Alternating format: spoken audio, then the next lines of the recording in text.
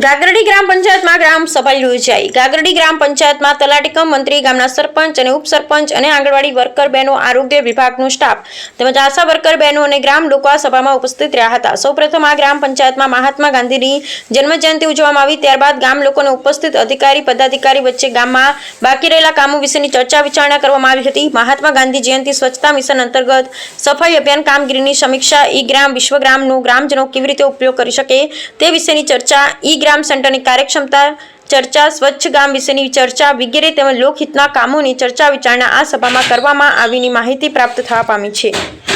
મારું નામ બારિયા લક્ષ્મણભાઈ, મુખ્યમંત્રી ગાંગરડી। આજરોજ 2 ઓક્ટોબર નિમિત્તે ગાંધી જયંતિની ગ્રામસભા ગામે યોજવામાં આવી હતી।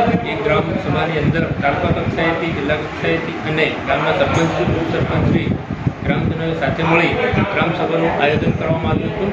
અને એ ગ્રામસભામાં અંદર ગામે આરોગ્યના લક્ષી, વિકાસના લક્ષી તેમજ પાણી, શૌચાલય, સ્વચ્છતા અંગેના અલગ અલગ મુદ્દાઓ પર ચર્ચા કરવામાં આવી હતી તથા ગામની અંદર ભવિષ્યની અંદર જે વિકાસલક્ષી કામોનું આયોજન પણ કરવામાં આવ્યું હતું। અને સાથે સાથે પંચાયતની અંદર ની આવકની વાત કરવામાં આવે તો સપ્લાય વેરો અને પાણી વેરાની જે આવક છે 1,65,010 છે। એ જે આવક આવી છે એ આવકને ગામના સફાઈ માટે, ગટરોની સફાઈ અને પાણીની જે આવક છે એ પાણીના જે લાઈનો છે જે મરામત માટે કરવામાં આવેલ છે, જે યોગ્ય હતું।